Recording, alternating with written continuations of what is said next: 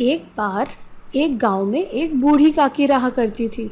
वह बूढ़ी काकी बहुत ही अजीब थी, क्योंकि उन्हें बच्चे बहुत ज़्यादा पसंद थे और उनके मम्मी पापा से वह बात तक नहीं किया करती थी। वह अकेले रहा करती थी गांव में। यह बात जानकर गांव वालों को बहुत अजीब लगता था। वह अपने घर पे तरह तरह के खिलौने रखा करती थी ताकि बच्चे आएं और उनके घर पे खेलें। हमेशा की तरह एक सुबह सभी बच्चे बूढ़ी काकी के घर पे आए खेलने के लिए और सभी बच्चे खेलना शुरू कर दिए। तभी बूढ़ी काकी ने दरवाज़ा अचानक से बंद कर लिया। तभी एक बच्चे ने कहा, आपने दरवाजा बंद क्यों कर दिया? मुझे बहुत डर लग रहा है। और सभी बच्चे डर गए। बच्चों को लगा, अरे ये क्यों ऐसा कर रही है। तभी बूढ़ी काकी ने एक मंत्र पढ़ा और वह मंत्र पढ़ते ही सभी के सभी बच्चे बकरियों में बदल गए। सभी बकरियां एक छोटे से कमरे में बहुत आवाज़ करने लग गई, पर दरवाज़ा तो बंद था, इसीलिए आवाज़ बाहर नहीं गई। कुछ देर के बाद बच्चों के मम्मी पापा उन्हें ढूंढते ढूंढते बूढ़ी काकी के घर पे आए और पूछने लग गए, अरे हमारे बच्चे कहाँ हैं? आपने देखा है क्या? बहुत देर से नहीं मिल रहे, हम बहुत परेशान हैं। बूढ़ी काकी ने कहा, आपके बच्चे? नहीं नहीं नहीं, मैंने तो नहीं देखा। वो ज़रूर तालाब के पास में गए होंगे, हमारे पास तो कोई खबर नहीं है।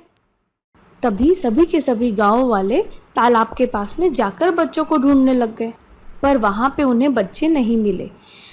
वापस वो लोग बूढ़ी काकी के घर पे आए और उन्होंने देखा कि हमारे बच्चों के तो जूते और चप्पलें यहाँ पे रखी हुई हैं, ज़रूर बच्चे अंदर ही होंगे, ये बूढ़ी काकी झूठ बोल रही है। और वह बूढ़ी काकी को बोले, अरे बच्चों के चप्पल तो बाहर ही रखे हैं, मतलब बच्चे हमारे अंदर ही हैं, बताओ कहाँ हैं हमारे बच्चे। बूढ़ी काकी ने कहा, अरे हाँ, यही तो है आपके बच्चे, ये देख रहे हैं ना आप बकरियां, यही है आपके बच्चे। लोगों ने कहा, अरे हमारे बच्चे ऐसे कैसे हो गए? आप प्लीज़ वापस इन्हें ठीक करिए, ये गलत है। बूढ़ी काकी ने कहा, उसके लिए मुझे थोड़े से पैसों की ज़रूरत है, आप पैसे ले आइए और मैं वापस बच्चों को ठीक कर दूंगी। सभी के सभी गांव वाले परेशान हो गए और तुरंत अपने घर जा करके जितने भी उनके पास सोने चांदी जो भी था सब वो लोग वापस ले आए और बूढ़ी काकी को दे दिए। पैसे मिलते ही बूढ़ी काकी ने सभी बच्चों को वापस से ठीक कर दिया और सभी के सभी गांव वाले बच्चों को ले करके अपने अपने घर पे चले गए। एक आदमी का मानना था कि अगर बूढ़ी काकी बहुत दिनों तक जादू ना करे तो धीरे धीरे उसकी उम्र और तेज़ी से बढ़ते जाएगी और वह एक दिन जादू करना छोड़ देगी। गांव वाले अपने बच्चे को बूढ़ी काकी के घर के आसपास भी भटकने नहीं देते थे। इस वजह से बूढ़ी काकी जादू नहीं करती थी और धीरे धीरे वह बीमार पड़ गई और घर से बाहर तक नहीं निकलती थी। और दूसरी तरफ गांव वाले अपने अपने बच्चों के साथ में खुशी खुशी रहने लग गए।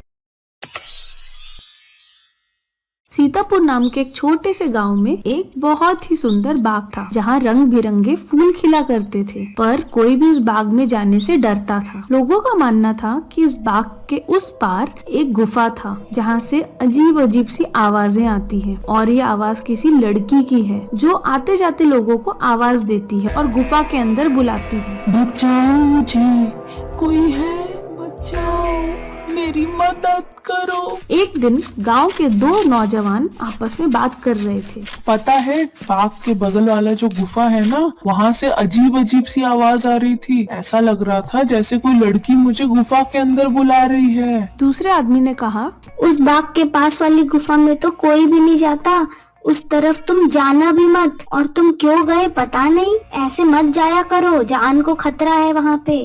ये बोलकर दोनों अपना अपना काम करने वापस खेत की ओर चल पड़ते हैं। गांव में एक किसान रहता था जिसकी 2 बेटियां थीं और उन दोनों बेटियों को रंग बिरंगे फूल बहुत ज्यादा पसंद थे। वह किसान खेत में काम करता था और उसी के बदौलत अपना और अपने परिवार का पेट पालता था। दोनों बहनों की माँ नहीं थी, इसके वजह से उस किसान को दोनों बच्चों की बहुत ज्यादा फिक्र लगी रहती थी। एक दिन उस किसान को किसी जरूरी काम की वजह से शहर जाना पड़ा और शहर जाने के पहले उसने अपनी बेटियों को बुलाया और उन्हें समझाया, ध्यान से सुनो रीना और मीना, मैं शहर जा रहा हूँ किसी काम से, शाम तक ही घर लौटूंगा। गांव के सरपंच ने कहा है हमारे गांव के बाग में नहीं जाने को, तो तुम लोग पढ़ाई करके सीधा घर आओगी, बाग की तरफ जाना भी नहीं है। समझ गए तुम लोग? अब जाओ स्कूल और सीधे घर आओ। शाम को मिलता हूँ बेटा। दोनों बहनों ने कहा, ठीक है पापा, हम वहाँ नहीं जाएंगी। यह कहकर किसान अपना काम करने लगता है। दोनों बहनें पढ़ाई करके घर की ओर आते रहती हैं।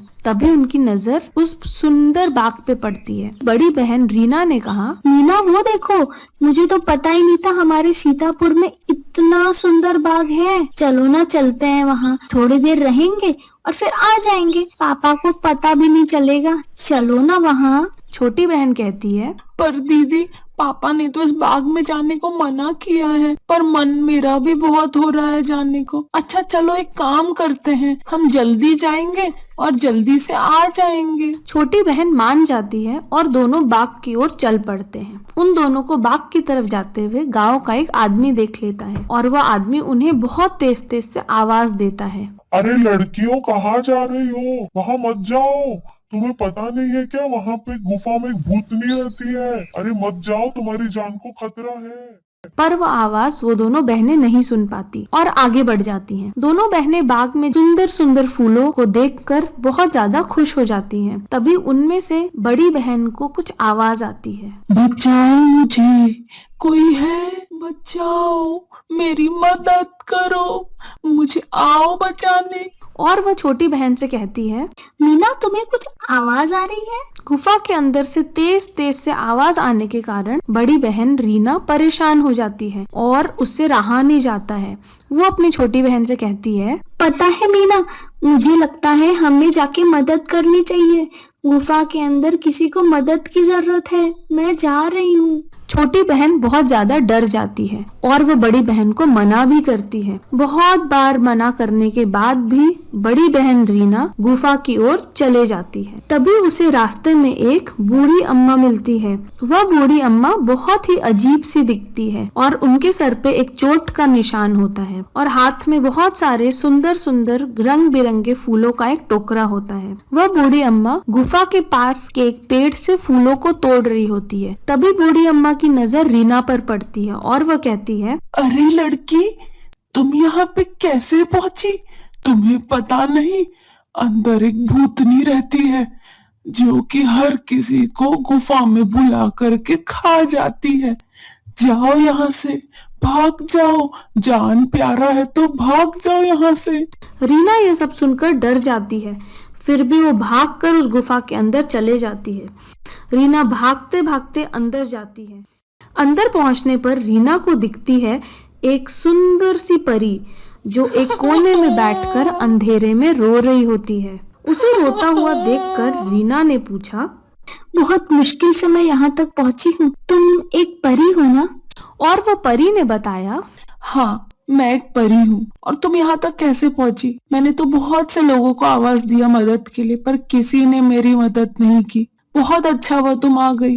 रीना ने कहा, पर तुम इस गुफा में कैद कैसे हुई? दुखी होकर के परी ने अपनी सारी परेशानियां रीना को बताई। कई साल पहले मुझे मेरी परी माँ ने कहा था कि मैं सीतापुर नाम के गांव में आऊं और इस बाग का सबसे चमकदार फल खाऊं। यह फल खाते ही मेरी शक्तियाँ 100 गुना बढ़ जाएंगी, पर एक शर्त थी कि चमकदार फल तभी असर करेगा जब उसे किसी और ने मुझे दिया हो, मतलब मैं खुद उसे तोड़कर नहीं खा सकती थी। परी माँ की बात मानते हुए मैं सीतापुर नाम के गांव में आई और मुझे पेड़ में एक दिन चमकदार फल दिख भी गया। तभी मैंने देखा वहाँ पे एक बूढ़ी अम्मा खड़ी थी जिन्हें मैंने रोज देखा था। वो अक्सर यहाँ पे फूल तोड़ने के लिए आया करती थी। उनसे मैंने मदद मांगी और कहा कि वो फल मुझे तोड़ के दे दे, पर उन्होंने कहा, फल तो मैं तुम्हें तोड़ के दे दूंगी, पर मेरी एक शर्त है।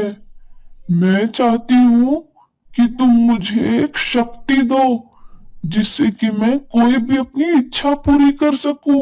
मंजूर है तो बोलो, मैं अभी तुम्हें फल तोड़ के दे देती हूँ। और मैंने उन्हें वो शक्ति दे दी, ये सोचकर कि इसके बदले में वो मुझे वो चमकदार फल देंगी, पर उन्होंने ऐसा नहीं किया। शक्ति मिलते ही उन्होंने मुझे यहाँ इस गुफा में कैद कर दिया और वो चमकदार फल भी साथ में लेते चले। अब यहाँ से निकलने का बस एक ही रास्ता है, तुम्हें जा करके उस बूढ़ी अम्मा के घर से वो चमकदार फल लाना होगा। वो फल खा करके ही मैं यहाँ से आजाद हो पाऊंगी। मेरी मदद करोगी ना? यह सब सुनने के बाद रीना ने परी से कहा, हाँ हाँ क्यों नहीं, इसीलिए तो मैं यहाँ पे आई हूँ तुम्हारी मदद करने। और उस बूढ़ी अम्मा के घर का रास्ता पूछा। परी ने बताया कि गुफा के पास में ही वह बूढ़ी अम्मा रहती है और उसे यह भी कहा कि उसे बच के जाने की जरूरत है क्योंकि वो बूढ़ी अम्मा बहुत ज्यादा खतरनाक है। रीना डरते डरते अम्मा के घर पर पहुंचती है। उसने देखा कि उसके घर में तरह तरह के फल रखे हुए हैं और रंग बिरंगे फूल भी रखे हुए हैं और अम्मा के घर में एक बिल्ली भी है जो रीना को घूर घूर के देख रही है। अंदर एक कमरा था जिसमें अम्मा सोई हुई थी। रीना ने सारी जगह वो चमकदार फल को ढूंढा पर उसे फल कहीं ना मिला। तभी रीना की नजर रसोई की तरफ गई और रसोई में उसने ढूंढना शुरू किया। ढूंढते ढूंढते रीना की नजर एक प्लेट पर पड़ी जिस पर वह चमकदार फल और साथ में एक चाकू रखा हुआ था। ऐसा लग रहा था जैसे कि बूढ़ी अम्मा उसे उठकर खाने वाली हैं। वह चमकदार फल रीना ले लेती है और बस बाहर निकलने ही वाली होती है तभी बिल्ली आकर उस पे हमला कर देती है और ये सारी आवाज सुनकर बूढ़ी अम्मा जाग जाती है और अम्मा कहती है, अरे लड़की, तुम यहाँ पे भी आ गई। तुम्हें तो मैं यहाँ से जाने नहीं दूंगी। तुम यहाँ पे चोरी करने आई हो ना, तुम्हें तो मैं यहाँ पे रखूंगी कुत्ता बनाकर ताकि तुम जैसे चोर मेरे घर में ना आ सके। रीना डरते डरते पीछे की तरफ जाती है और पास रखे लोहे के बर्तन को उठा लेती है और अम्मा के सर पर मार देती है जिसकी वजह से अम्मा वहीं बेहोश गिर जाती। रीना वो चमकदार फल ले करके गुफा की तरफ बढ़ जाती है। तभी रीना के पापा और उसकी छोटी बहन उसे मिलते हैं। उसके पापा कहते हैं, रीना, मैंने तुम्हें मना किया था ना यहाँ पे आने से, फिर भी तुम आ गई यहाँ पे। किससे पूछ के आई हो यहाँ पे? चलो घर चलो वापस, जल्दी रात होने वाली है। रीना अपने पापा को परी के बारे में बताती है और साथ में ये भी समझाती है कि उसका गुफा के अंदर जाकर परी का मदद करना बहुत ज्यादा जरूरी है। डरते डरते रीना के पापा और उसकी बहन मान जाते हैं और रीना को गुफा के अंदर भेज देते हैं। परी रीना को देखकर बहुत ज्यादा खुश हो जाती है और कहती है, रीना तुम आ गई, तुम्हें मिला चमकदार फल। मुझे तो लग रहा था कि तुम नहीं आओगी। रीना वह चमकदार फल परी को दे देती है और परी उस फल को खाकर उस गुफा से हमेशा हमेशा के लिए मुक्त हो जाती है। वह परी रीना से पूछती है, रीना बताओ तुम्हारी क्या इच्छा है? मैं तुम्हारी एक इच्छा पूरी करूंगी क्योंकि तुमने मुझे इस गुफा से आजाद किया है। रीना कहती है, मैं चाहती हूँ कि इस बाग के फूल कभी न मुरझाएं और यहाँ बहुत मीठे मीठे फल हो ताकि यहाँ हर कोई आए और इन ताजे मीठे फलों का मजा उठाए और बच्चे भी यहाँ पे बिना किसी डर से आए और खूब खेले। परी ने उसकी यह इच्छा पूरी की और उस दिन के बाद से सीतापुर का वो बाग हमेशा हरा भरा रहता था और उसमें रंग बिरंगे फूल हमेशा खिले रहते थे। कभी भी कोई फूल मुरझाया नहीं करता था और ताजे ताजे फल भी हमेशा उस बाग में मिलते थे। अब बिना किसी डर के लोग और छोटे बच्चे वहां पे हमेशा मिलते थे। तो आपको ये कहानी कैसी लगी आप कमेंट बॉक्स में हमें ज़रूर बताएं। ऐसे ही मज़ेदार कहानियाँ देखने के लिए हमारे चैनल को सब्सक्राइब करें और लाइक बटन को प्रेस करना ना भूलें।